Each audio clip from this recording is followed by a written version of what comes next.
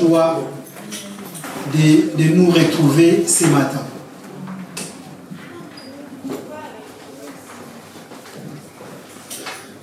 Je sais que il fait chaud, il ne fait pas chaud, mais il commence à faire chaud. Prenons nos dispositions. Ce n'est qu'un moment. Nous sommes là que pour 2 heures. 2 heures et demie, après nous repartirons. Alléluia. Il y a des moments où nous devrons aussi nous sacrifier. Vous savez, je vais dire une chose. Ça me vient maintenant à l'esprit. Des fois, quand on vient à l'église, on dit « Il fait très chaud, je n'arrive pas, je ne supporte pas. » Mais il s'est pourrait des fois aussi à la maison, nous n'avons pas de clim. Nous faisons semblant comme si à la maison, tous nous avons des climatiseurs. Et des fois même dans la maison, il fait plus chaud qu'à l'église. Mais seulement quand nous arrivons à l'église, on se dit non, il fait trop chaud. Alléluia. On doit avoir cette capacité de pouvoir se dire, j'essaie de supporter un moment. Dans 1 heure, là, il est 11h27. Dans 1 heure, nous allons sortir dans ces lieux. Amen, amen. Amen. Mais de notre côté aussi, nous faisons des efforts afin que quand les enfants de Dieu viennent dans ces lieux, qu'ils se sentent à l'aise. Nous sommes en train de faire de nos efforts. Bon, c'est des vieilles clims. Je sais que demain après-demain, on aura des clims à la modernité. Donc nous allons...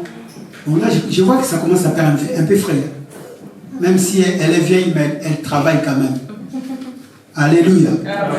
C'était justement pour nous dire que pour le Seigneur, nous sommes prêts. Amen. Alléluia. Pour le Seigneur, nous sommes prêts. Est-ce que quelqu'un peut dire pour le Seigneur, je suis prêt? Alors je t'invite maintenant à être vraiment attentive, de pouvoir écouter ce qui est, je ne dirais pas la plus importante, parce que dans le culte, tout est important. Mais la parole c'est, d'ailleurs la parole c'est Dieu lui-même. Alléluia. C'est à base de la parole de Dieu que nous prions. C'est à la base de la parole de Dieu que nous chantons. Sinon nous allons chanter comme les musiciens mondains qui chantent à base de leur parole. Mais nous quand nous venons, même si les instruments des fois c'est les mêmes accords, c'est le même rythme, mais nous, ce qui fait la différence, nous chantons par rapport à la base de la parole de Dieu. Alléluia. Amen. Et c'est ça qui fait la différence. Ce matin, que tout esprit de distraction soit éloigné au milieu de nous, au nom de Jésus. Je suis plus dans la joie, moi, Samuel, parce que ça fait un moment que je ne me suis pas élevé du haut de la chair, mais quand j'écoute la parole, cela me donne tellement la joie. Et je bénis Dieu pour tous ces moments qu'on a passés ensemble, pour tous ces moments qu'on a été enseignés par l'évangéliste. Je l'ai appelé encore dans la semaine parce que la semaine passée, je n'étais pas là. J'ai eu des frissons. Je ne vais pas élever cet homme. Je ne vais pas dire non. Mais j'ai eu des frissons. Quand j'ai écouté la parole, je me suis dit, mais waouh, cet homme, il est dormi où? Amen, amen. Et il y a un problème aujourd'hui. Et j'ai constaté ces problèmes. La parole est à notre portée. La parole n'est pas à Cannes. D'ailleurs, la Bible dit la parole n'est pas au fin fond de la mer. La parole n'est pas au ciel pour que quelqu'un puisse vous la porter. La parole est là à côté de vous. La parole, elle est là. C'est la même parole. Les paroles que les Jimmy Schwagar, les paroles que les Benny Hill, les paroles... Bien mes frères, il y a une seule Bible. Tous ces hommes-là que nous courons derrière, tous ces hommes, bien évidemment, ils ont une onction, ils ont leur grâce. Mais au point de vue de la parole, il y a une seule parole. Alléluia. Amen. Maintenant, c'est quoi le problème? C'est au niveau de l'interprétation de la parole, au niveau de la communication de la parole, au niveau même de la révélation de la parole, c'est là où ça fait un peu une petite différence. Mais bien aimé, laissez-moi vous dire, la parole, elle est la même. Et c'est ce que nous voulons écouter ce matin. Est-ce que quelqu'un veut écouter la parole? Amen. On va prendre nos Bibles dans le livre des Galates. Allons-y dans Galates. Galates chapitre 4, les versets 1 à 11. Évangéliste, si tu y es, tu peux lire. Galates 4, 1 à 11. Or, aussi longtemps que l'héritier est enfant, j'ai dit qu'il ne diffère en rien d'un esclave, quoiqu'il soit le maître de tout. Mais il est sous des tuteurs et des administrateurs jusqu'au temps marqué par le Père. Nous aussi, de la même manière, lorsque nous étions enfants, nous étions sous l'esclavage des principes élémentaires du monde. Mais, lorsque les temps ont été accomplis, Dieu a envoyé son Fils né d'une femme, né sous la loi, afin qu'il rachète ceux qui étaient sous la loi, afin que nous recevions l'adoption. Et parce que vous êtes fils, Dieu a envoyé dans nos cœurs l'esprit de son Fils, lequel crie « Abba Père ». Ainsi, tu n'es plus esclave, mais fils. Et si tu es fils, tu es aussi héritier par la grâce de Dieu. Autrefois, ne connaissant pas Dieu, vous serviez des dieux qui ne le sont pas de leur nature. Mais à présent que vous avez connu Dieu, ou plutôt que vous avez été connus de Dieu, comment retournez-vous à ces faibles et pauvres principes élémentaires auxquels vous voulez vous asservir encore? Vous observez les jours, les mois, les temps et les années. Je crains d'avoir inutilement travaillé pour vous. Alléluia. Soyez comme moi. Alléluia, on peut même s'arrêter là. Amen. Amen. Je demande à ceux qui écrivent les titres, écrivez devenir grand. Amen. Devenir, hein? Vous savez, Paul est en train de parler dans le livre de Galates. Il est en train de faire une illustration. Il est en train d'illustrer la croissance et l'héritier. C'est une illustration. Il est en train de faire une comparaison. Il prend l'héritage et il prend la croissance. Il dit, aussi longtemps, un héritier restera un enfant, il ne diffère pas à un esclave. Cela ne veut pas dire que tu vas devenir héritier. Tu es déjà héritier, mais aussi longtemps que tu resteras un enfant, tu ne te diffères pas à un esclave. Comment se fait-il? Moi, je suis héritier. Mon père, c'est un milliardaire. Mais je suis un esclave. On me dit, tu ne diffères pas un esclave. Un esclave, c'est celui qui vient, qui mange après les autres. Un esclave, c'est celui qui n'a pas de volonté. Un esclave, c'est celui, même dans d'autres, il y a des maîtres qui sont méchants. Un esclave ne rentre même pas dans la maison. Les esclaves, des fois, ils sont là que pour travailler. Après avoir fini de travailler durement, ils ont un petit bungalow, ils ont une petite bicoque là où ils dorment. Ils ne mettent même pas pied dans la maison de leur maître. Et Paul est en train de dire, mais attendez, vous ne comprenez pas.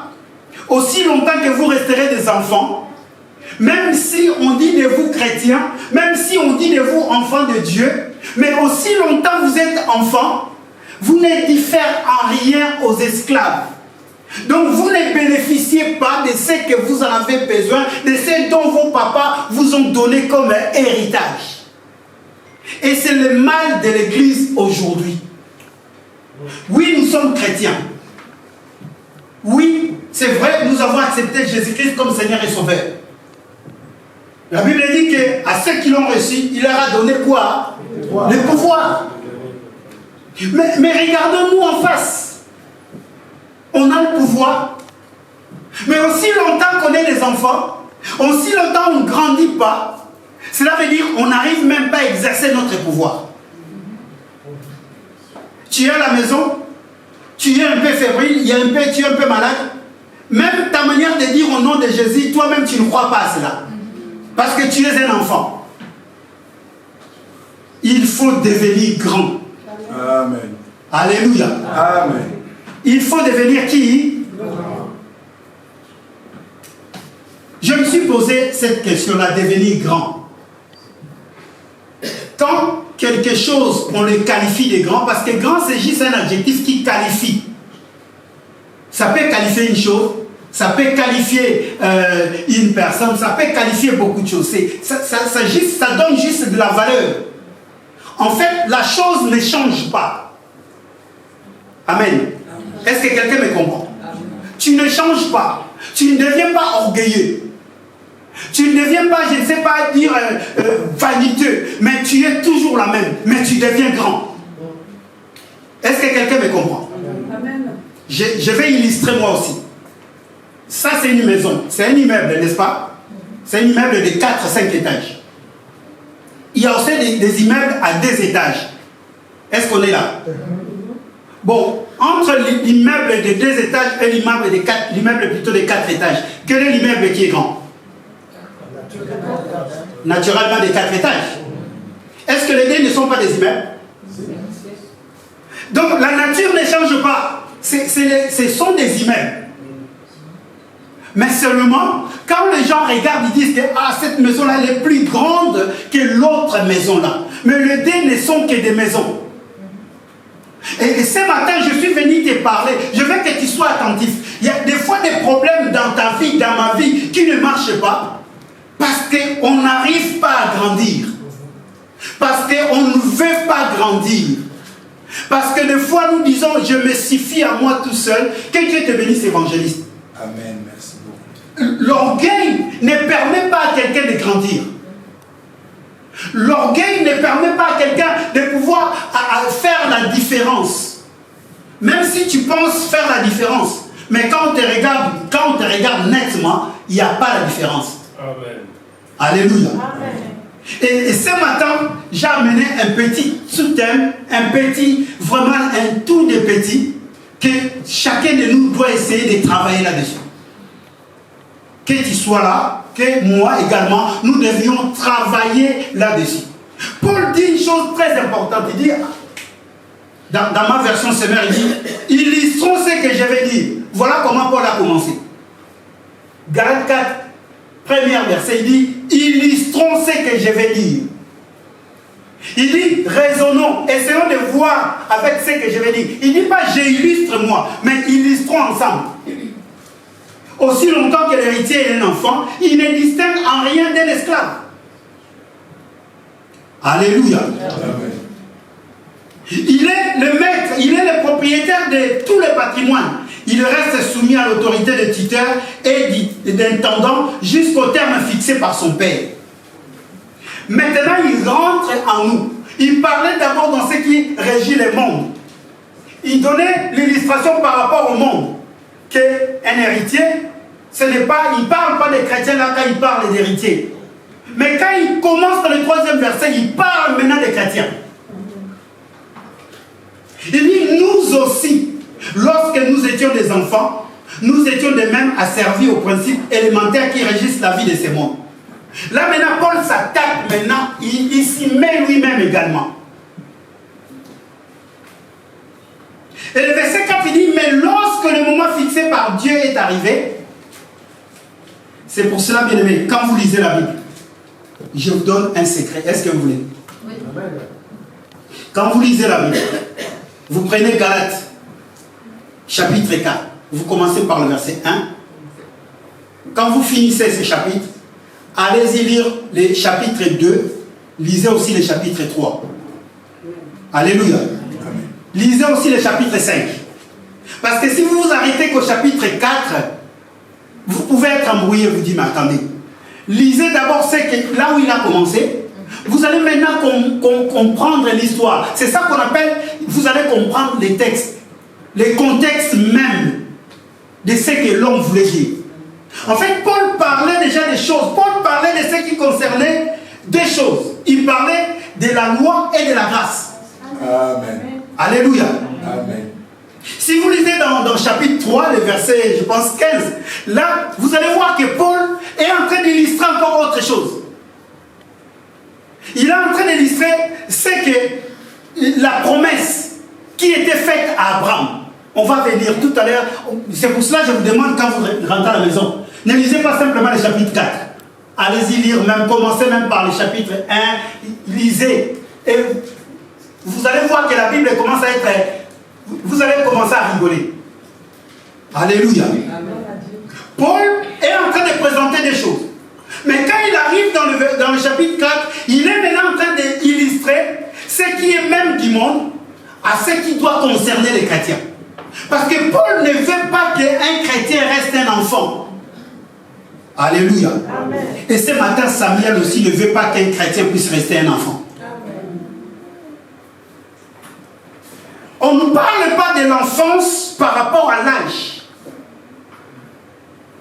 Mais non, on est en train de parler de l'enfance par rapport à la maturité. Mais Paul va loin. Il dit, un héritier, il est enfant jusqu'à ce que quoi? Le temps fixé par son père. Cet héritier-là ne peut jouir de ses biens que jusqu'au temps fixé par qui? Le père. Donc, même s'il a 60 ans, si son père avait fixé le temps à 80 ans, cet homme-là, ce n'est toujours qu'un enfant. Est-ce que je me fais comprendre? Amen. La preuve année, vous savez, vous connaissez les lecteurs de la Bible. On nous dit dans le livre des Hébreux chapitre 11, le verset 24, là, on dit Moïse devenu grand, il refusa d'être appelé le fils de la fille des... Or Moïse avait déjà, je dirais, 40 ans. Et pourtant, si on est en France à 18 ans, on est déjà majeur. On est déjà grand. Mais regardez maintenant nous les chrétiens. Est-ce que vous savez, nous les chrétiens, à quel âge nous sommes devenus grands? Et Paul nous a donné la réponse. Regardez la réponse. Il dit, nous aussi, lorsque nous étions enfants, nous étions asservis à cela. Le verset 4. Mais lorsque le moment fixé par Dieu est arrivé, il envoya son fils né. J'ai donné la réponse. Alléluia. J'ai voulu donner une interrogation, mais j'ai déjà donné la réponse. Alléluia. En fait, nous les chrétiens, nous sommes devenus grands lorsque le moment fixé par Dieu. Et quel est ce moment que Dieu a fixé? C'est l'envoi de son fils. Amen. Donc tous ceux qui ont passé avant, ceux qui étaient dans l'Ancien Testament, les Moïse, les Abraham, ils étaient des enfants. Est-ce que quelqu'un me comprend? Ce n'est pas moi, c'est la parole de Dieu. Il dit, lorsque le moment fixé par Dieu était arrivé, quel est ce moment? Dieu avait envoyé son fils né d'une...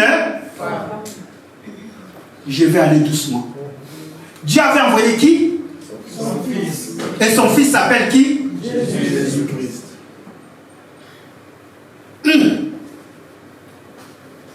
Donc, Abraham, Moïse, Noé, David, tous ces hommes-là, ils étaient que des enfants. Parce que le moment fixé par Dieu, c'est une illustration que Paul est en train de faire. Comme le père fixe un moment pour que l'enfant puisse hériter, c'est là où le père, dans son cœur, dit que cet enfant est devenu grand.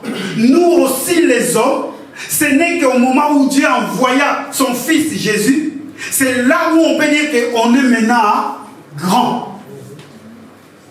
Parce que c'est lui qui ne connaît pas Jésus, c'est lui qui n'a pas la connaissance de Jésus, ne peut pas se dire qu'il est grand. Alléluia. Est-ce que je me fais comprendre? Bon, est-ce que ce matin tu as la connaissance de Jésus? Cette parole qu'on a envoyée, la Bible dit au commencement était, et la parole était, la parole était même avec Dieu. On est en train maintenant de nous dire qu'il a envoyé son fils. Or, la parole de Dieu dans le livre de Jean, chapitre 1, nous dit, au commencement était la parole. Et on est en train de nous dire que cette parole-là, il s'est fait chair. Or, celui qui s'est fait chair par la parole, c'est Jésus-Christ de Nazareth. Donc, comme tu es là, comme je suis là, Tu peux te dire grand si cette parole-là habite en toi. Amen. Alléluia. Amen. Tu ne peux pas te dire grand parce que tu prêches. Tu ne peux pas te dire grand parce que tu as... non. Si cette parole habite en toi, cette parole que Dieu a envoyée, si cette parole a pris une place en toi, c'est à ce moment-là que tu peux prétendre te dire grand. Alléluia. La grandeur d'un enfant de Dieu se mesure par rapport à la parole qui habite en elle. Amen. Amen. Et cette parole, bien aimé, laissez-moi vous dire, ce n'est que la parole de Dieu. Cette parole qui est esprit et vie, c'est cette parole qui nous donne la puissance. Voilà pourquoi nous sommes différents. Nous sommes différents. Nous tous se passe par la parole. Parce que quelqu'un qui est grand, il peut réprimander celui qui est petit. N'est-ce pas? Celui qui est grand, il peut commander même celui qui est petit. Mais comme le diable, il n'a pas cette parole. Et nous avons cette parole. Voilà pourquoi nous le réprimandons. Voilà pourquoi aujourd'hui, tu peux te lever, tu lui dis, tais-toi. Je ne veux plus te voir sur mes pattes. Je ne veux plus te voir dans ma maison. Mais aujourd'hui, il n'y en a pas des hommes comme ça, il n'y en a pas des chrétiens comme ça. Les chrétiens ont peur. Ah, j'ai entendu un prophète qui est venu, il habite là-bas. Ce prophète-là, quand il vient, il te dit toute ta vie. Et est-ce que toi, tu es grand ou tu es encore un enfant? Regarde ton frère, tu dis, est-ce que tu peux devenir grand?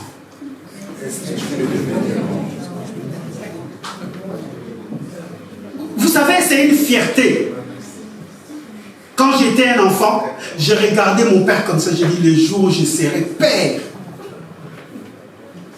Mais aujourd'hui, quand je me regarde moi-même, je dis, waouh, est-ce que Dieu, s'il te plaît, pardon, tu ne peux pas me...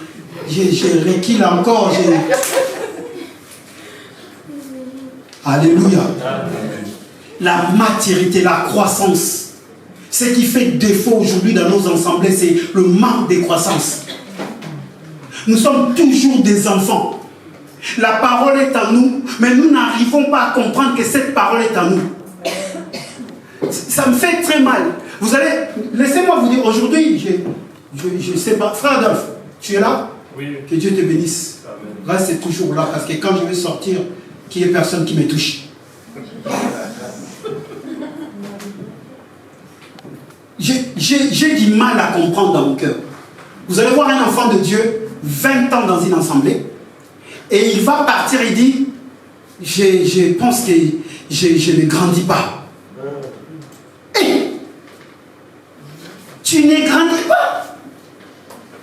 20 ans, tu ne grandis pas. Chez nous, il y a un mot, on dit Kissimbi. Ça veut dire les nains. Et c'est la honte d'être... Aujourd'hui, on a compris parce qu'on a l'esprit ouvert. Même si on voit un homme qui est petit, on dit gloire à Dieu. Mais quand on était au pays, quelqu'un qui était nain de petite taille, c'était un sujet de moquerie. On se moquait, on disait, mais comment ça se fait, il est grand comme ça, il est toujours petit.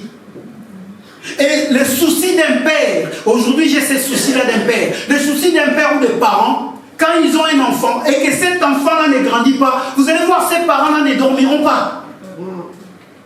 Imaginez-vous, ça fait 8 mois, 10 mois, déjà à 6 mois, si l'enfant de lui-même il n'arrive pas à ramper, les parents commencent déjà à se faire des pensées dans la tête.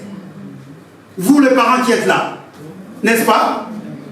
À 9 mois, si l'enfant ne commence pas déjà à pousser une dent, on se pose des questions. Mais comment ça se fait, cet enfant va un jour croquer les os ou pas?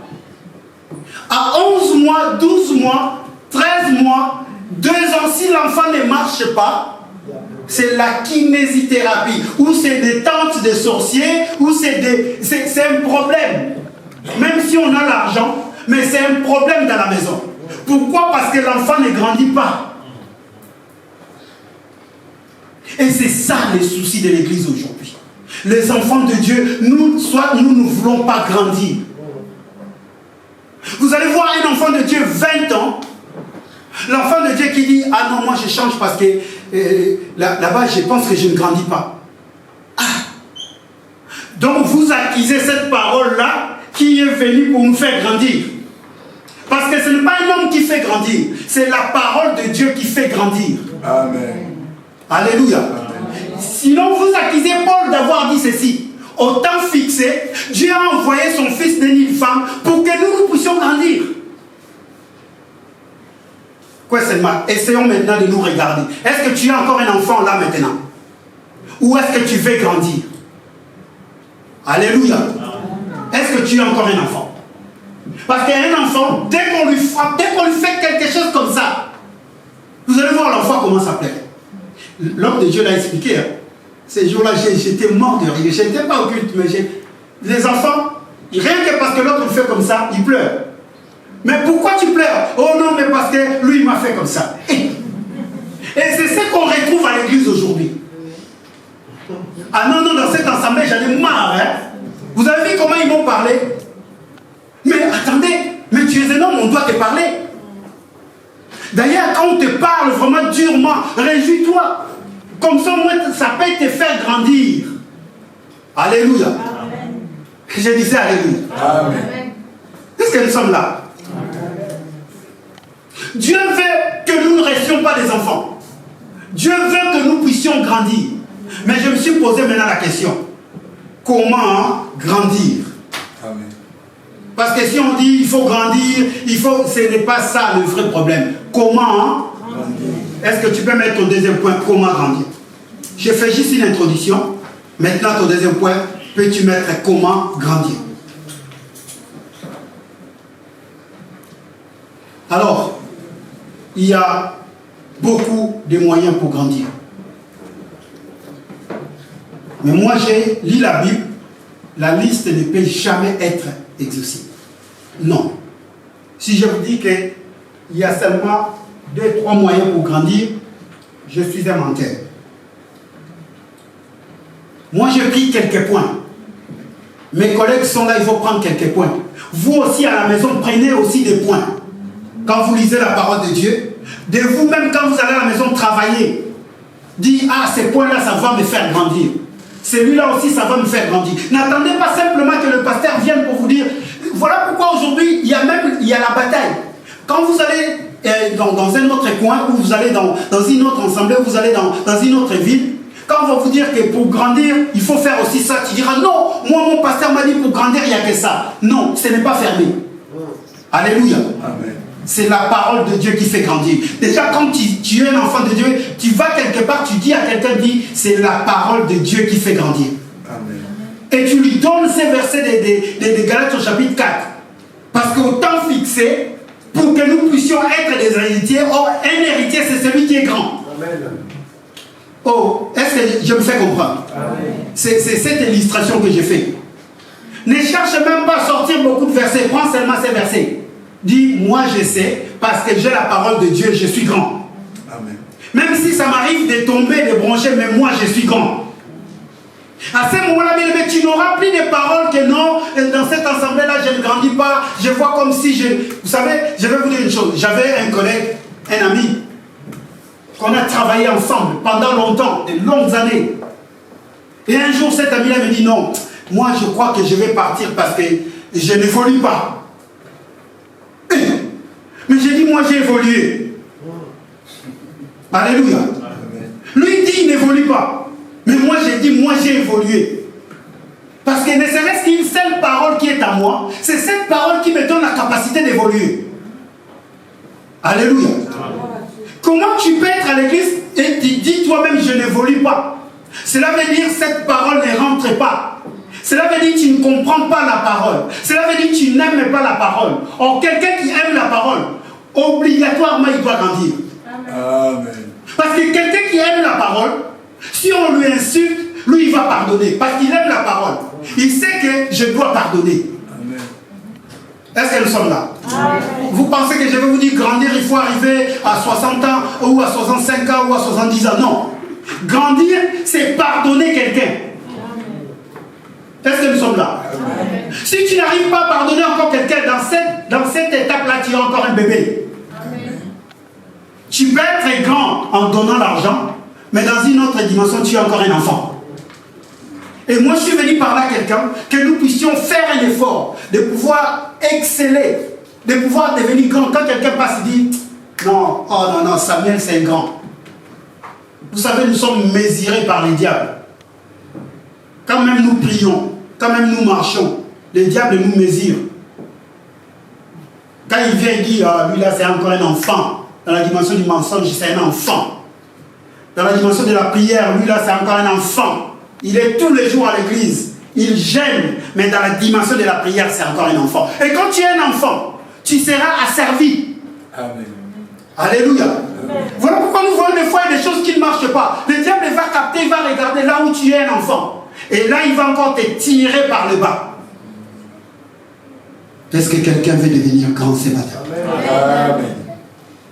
Dans ta manière de parler.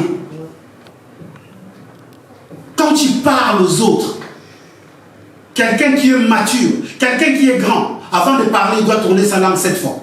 Est-ce que tu tournes ta langue avant de parler? Oh, moi, depuis que je suis venu à l'église, on ne me donne rien, je ne fais rien. Et regarde-toi, est-ce que tu es grand pour que tu puisses faire quelque chose? Est-ce que quand le vent va lever, toi tu vas te calmer? Parce que le grand, il ne faut pas paniquer. Vous savez, un jour, ma fille, elle est grande aujourd'hui. Elle avait, je ne sais pas, 8 ans ou 7 ans, je ne sais pas, elle avait à peu près 7 ans. On est parti en vacances. On arrive là-bas, elle est rentrée dans les toilettes. Et elle a fermé la clé, la serrure s'est bloquée. Papa, papa, papa. On a paniqué, tout le monde dans la maison. Ah, mais l'enfant là-bas, qu'est-ce qu'on va faire? Il dit, papa, mais pourquoi vous faites ça? Appelez juste les pompiers. Vous imaginez? Elle était calme. Si c'était d'autres enfants, elle allait crier, elle allait pleurer. Mais elle ne pleure pas, elle dit, mais papa, appelez seulement les pompiers. Si vous n'arrivez pas à ouvrir la porte. Parce qu'elle sait que les pompiers, par rapport à ce qu'elle voit dans des dessins animés, les pompiers sont là pour sauver les personnes. Ça m'a tiqué.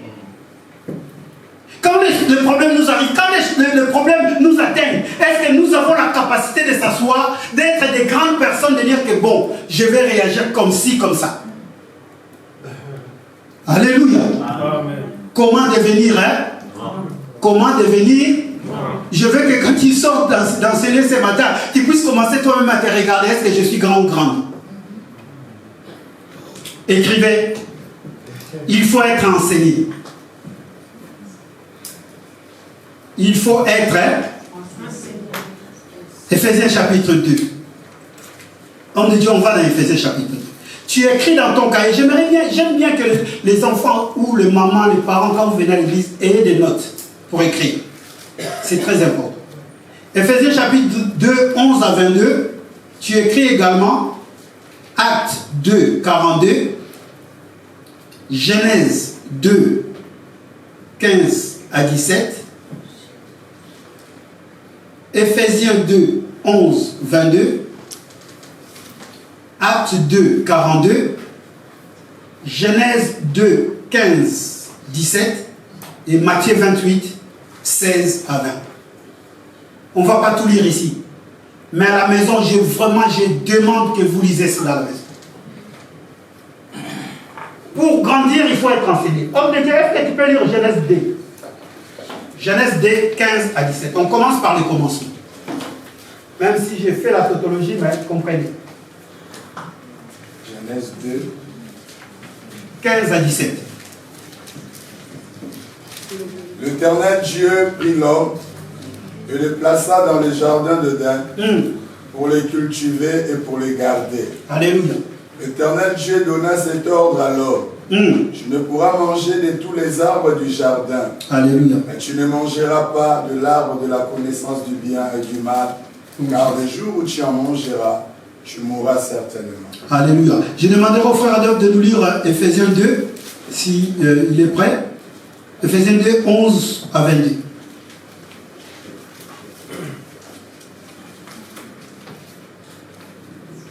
Éphésiens chapitre 2, à partir du verset 11.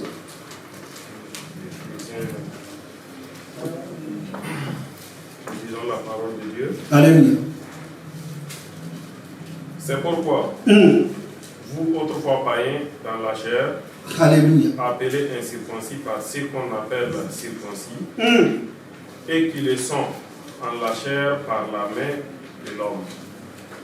Souvenez-vous que vous étiez en ces temps-là sans Christ, privés du droit des cités. Privés du droit des cités.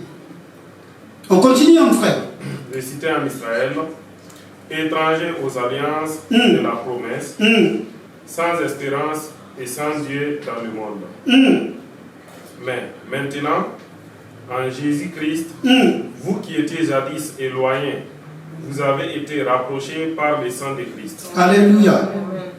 Car il est notre Père, lui qui des deux n'en a fait qu'un, et qui a renversé le mur de séparation d'inimité, ayant anéanti par sa chair la loi des ordonnances dans ses prescriptions, Alléluia. afin de créer en lui-même avec les deux un seul homme nouveau, Alléluia. en établissant la paix. Oui, Jésus. Et de les réconcilier l'un et l'autre en un seul corps avec Dieu par la croix, Alléluia. en détruisant par elle l'inimité. Verset 17. Il est venu annoncer la paix à vous qui étiez loin de la paix, à ceux qui étaient près. Il est venu annoncer quoi? Je veux que tu soulignes le mot annoncer. Annoncer la paix. Oui, continue, homme de Dieu. Car par lui, nous avons les uns et les autres accès auprès du Père dans un même esprit. Alléluia. Ainsi donc, vous n'êtes plus des étrangers ni des gens de dehors, mais vous êtes citoyens des saints, Alléluia. gens de la maison de Dieu. Alléluia. Vous avez été édifiés Alléluia. sur le fondement des apôtres Alléluia. et des prophètes, Jésus-Christ lui-même étant la pierre angulaire. En lui, tout l'édifice, bien coordonné, s'élève pour être un temple saint dans le Seigneur. Alléluia. En lui, vous êtes aussi édifiés pour être une habitation de Dieu en esprit. Amen. Est-ce qu'on peut acclamer Jésus? Est-ce qu'on peut acclamer la parole?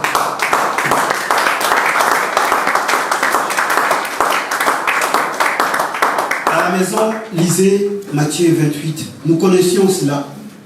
Là où Jésus envoie les disciples, il dit, allez dans le monde, faites des nations, enseignez-leur.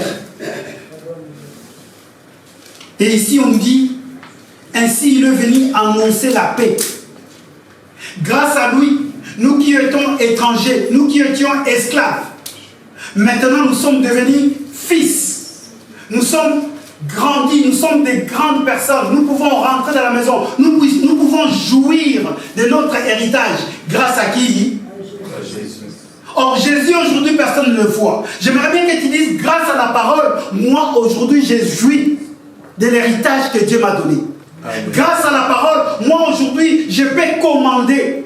Grâce à la parole, moi aujourd'hui je peux être capable de pardonner. Amen. Grâce à la parole, moi aujourd'hui je peux être capable de donner.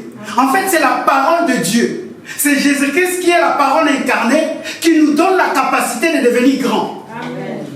Alléluia. Amen. Or, si on n'est pas enseigné, si on ne reçoit pas l'enseignement, bien mes frères, on risque de ne pas devenir grand. Alléluia. Amen. Je bénis Dieu parce que moi dans cette assemblée, les gens disent tout le temps, ils disent, l'église grandit par des enseignements. Beaucoup de personnes le disent. Ah, l'église grandit par des enseignements. Il y a même des personnes des fois qui réclament, qui disent, mais on n'a pas assez d'enseignements. Mais aujourd'hui, je suis venu parler à une personne. Il faut être enseigné. Mais quand on parle de l'enseignement, ou enseigner, c'est verbe enseigner. Ça veut dire quoi enseigner? C'est là aussi il y a une confusion. Amen. Alléluia. Amen. Oh non, il n'y a pas d'enseignement. Mais c'est quoi enseigner?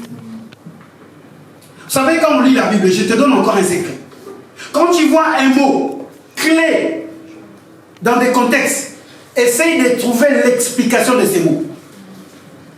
Amen, amen. Quand tu vois un mot qui est frappant dans un texte, essaye, même un verbe, essaye de trouver l'explication de ces verbes. Enseigner. C'est quoi enseigner? Est-ce que quelqu'un peut me répondre? C'est quoi enseigner? Oui. C'est transmettre à quelqu'un d'autre ce qu'on connaît. Ouf!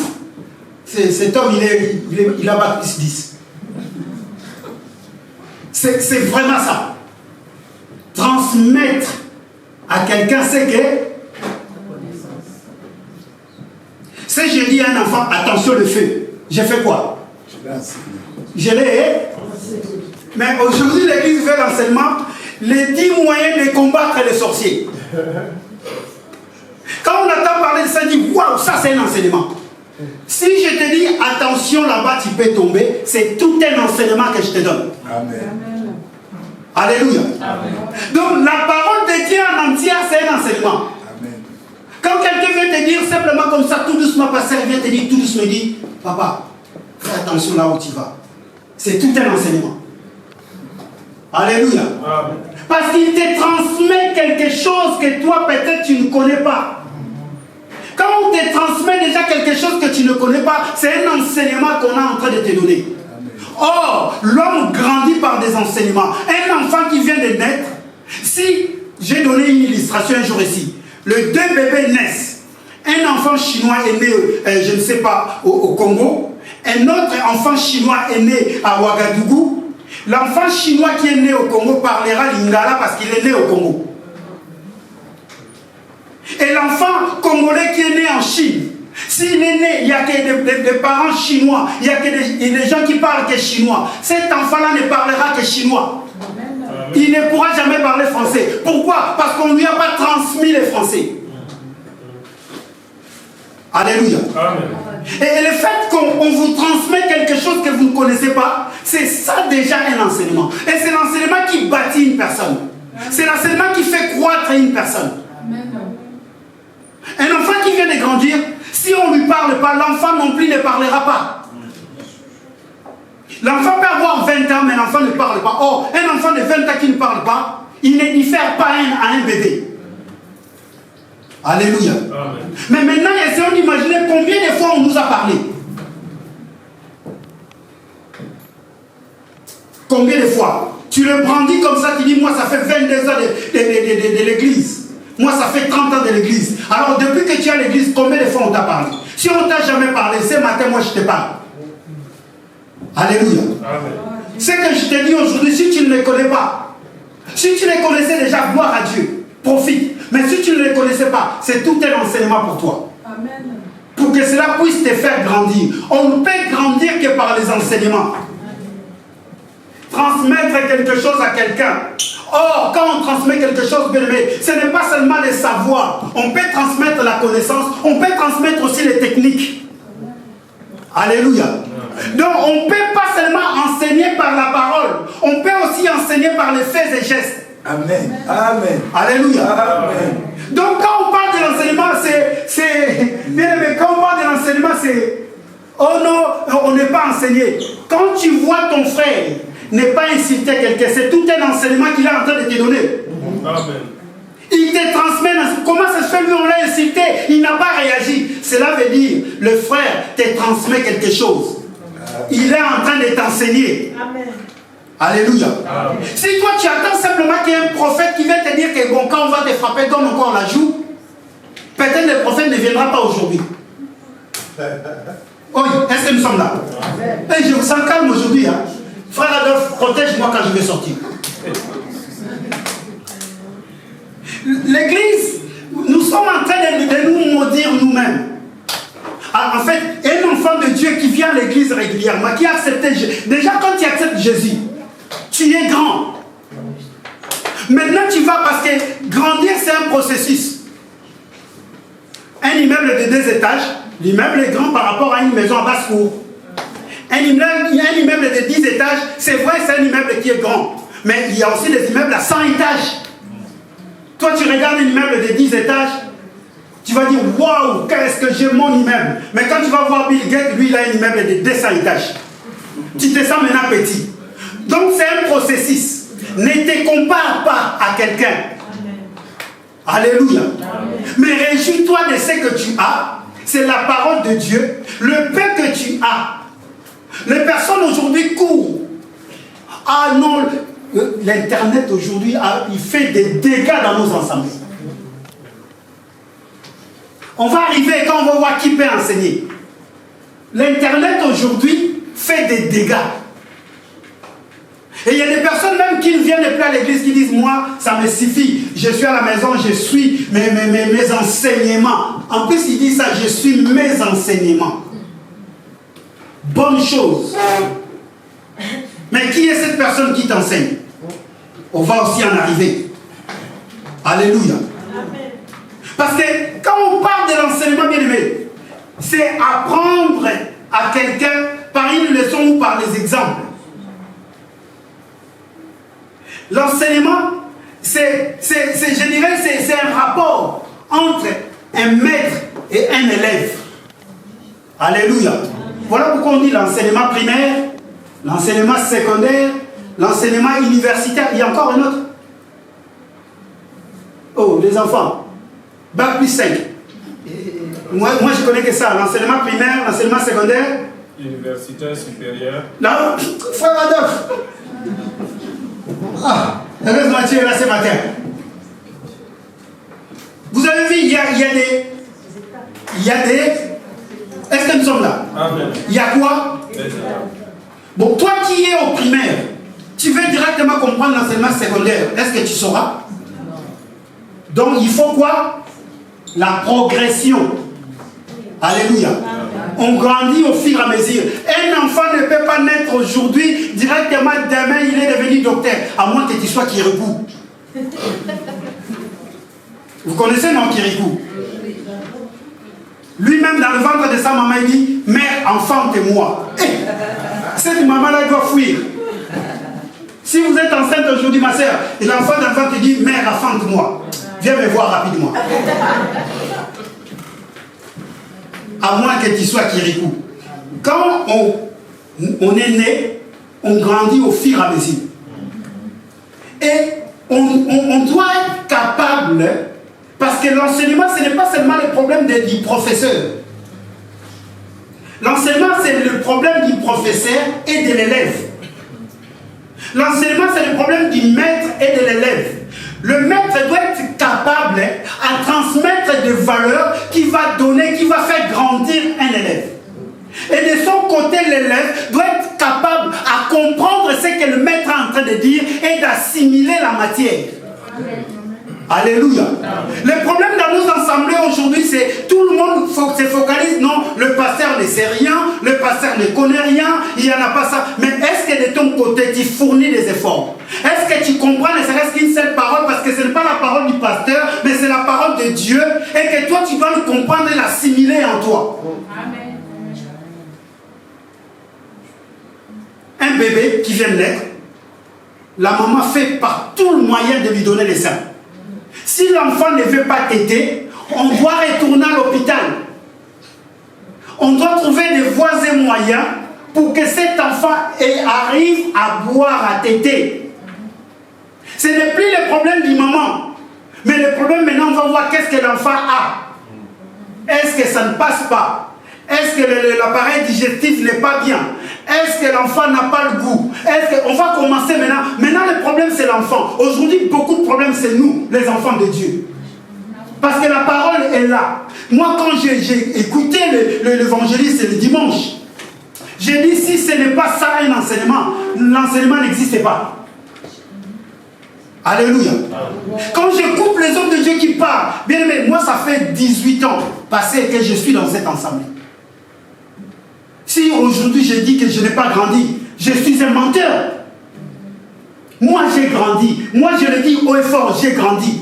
Parce que j'ai écouté, j'ai été nourri par des hommes et j'ai essayé de comprendre ce que les hommes m'ont donné. Voilà pourquoi aujourd'hui j'essaye de cheminer avec ce que les gens m'ont donné. Et j'écoute toujours d'autres personnes.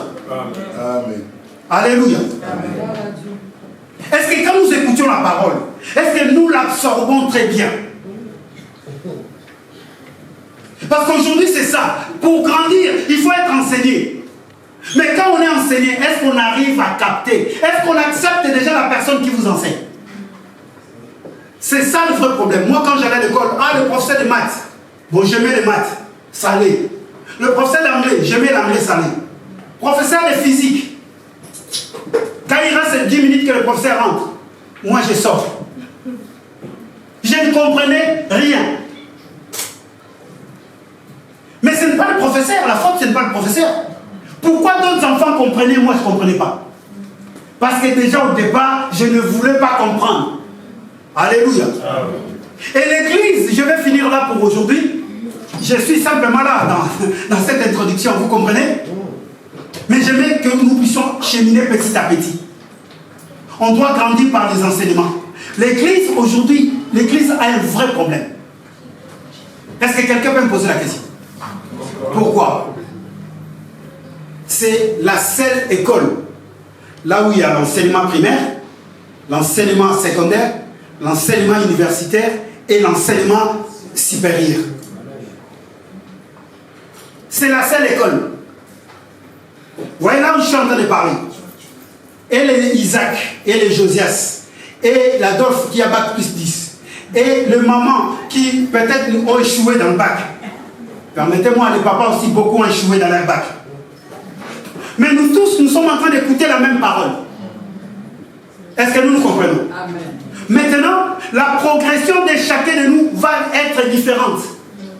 Il y a des personnes qui ne vont pas comprendre de suite.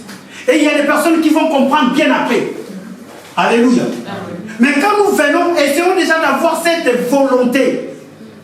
À l'église, il faut avoir la volonté. Regardez, tout à l'heure, on n'avait pas des instruments.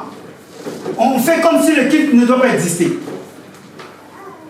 Le micro, s'il n'y a personne pour chanter au micro, le micro ne chantera pas tout seul. Alléluia. La batterie, s'il n'y a personne pour le jouer, la batterie ne va pas se jouer tout seul. Il faut quelqu'un pour jouer à la batterie, n'est-ce pas? Donc il faut toi et moi, même s'il n'y a pas quelqu'un qui joue à la batterie, mais nous pouvons adorer, célébrer Dieu comme il se doit. Amen. Alléluia. Ce n'est pas de notre faute. Hein. S'il n'y a personne aujourd'hui pour jouer, moi je ne peux pas me pointer là pour jouer, vous allez fuir. Dieu fera grâce. Amen. Et Dieu connaît le cœur. Vous pensez que ça nous fait pas mal? Ça nous fait très mal. Parce que nous connaissons aujourd'hui l'église. Ça fait un tout. La musique, ça donne quand même... C'est agréable. Et surtout, cette musique que nous chantons. À travers la musique, les démons fuient. Vous pensez que ça ne nous gêne pas? Vous pensez que ça nous fait pas mal? Mais bien aimé, nous devons être capables d'être des grandes personnes. On arrive, on dit, celui qui joue aujourd'hui à la batterie n'est pas venu. D'accord. Gloire à Dieu, on va prier pour lui. Seigneur, qu'est-ce qui lui est arrivé? Demain qu'il soit là. Si on en avait 2, 3, 4, il n'y aura pas un souci. Un n'est pas là, l'autre va. Mais aujourd'hui, nous devons nous contenter de ce que nous avons. Amen. Alléluia. Une grande personne se contente de ce qu'il a. Amen.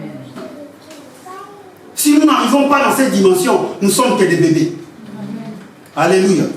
Ah non, moi je vais là-bas. T'as vu la musique? T'as vu comment il danse? Une personne peut danser, mais c'est un enfant. Amen. Je préfère encore qu'il n'y ait pas la musique, mais que les personnes soient des grandes personnes et que nous puissions manifester la grandeur de Dieu. Alléluia. Amen. Je ne dis pas que cela reste comme ça. Je sais, mais moi je sais, il y a des mamans qui jouent au djembé, mais je ne le vois pas. Vous avez vu aujourd'hui, Josias n'a pas voulu jouer au djembé. Hein. C'est un enfant.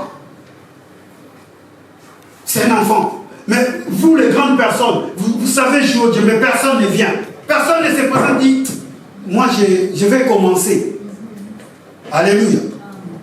Je donne Josias raison. C'est un enfant, il a encore le droit de jouer comme tous les enfants. Lui, il vient au culte, ses amis sont là derrière, ils sont en train de papoter, de jouer un peu. Lui, il est là, il dit, mais moi aussi je suis un enfant comme eux, non? Est-ce que nous nous comprenons? Je vais réveiller l'esprit d'une personne ce matin. Amen, amen. Amen. Oh, l'air avancé.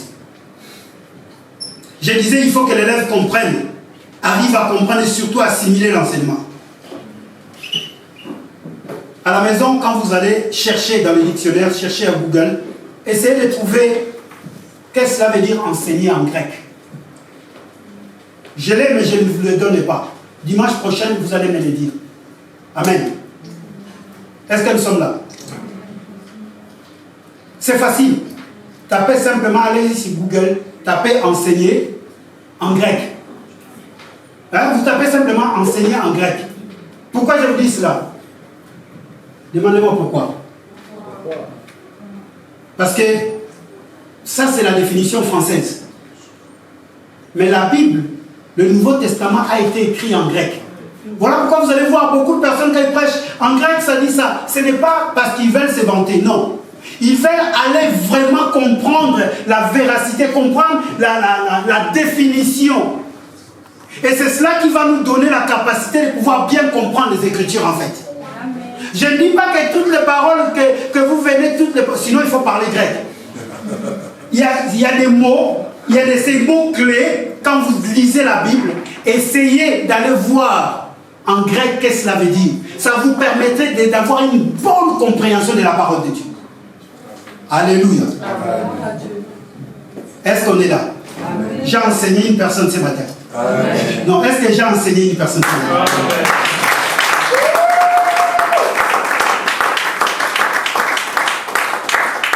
On va revenir si Dieu le permet le dimanche prochain. Amen. Ne dites plus enfant de Dieu, c'est lui que Christ a sauvé. Ne dites plus. Ne le dites plus. Plus jamais. Que non, moi je ne grandis pas. Amen, amen. Amen. Ne dites plus, moi je ne grandis pas. Parce qu'une seule parole peut vous faire grandir. Amen.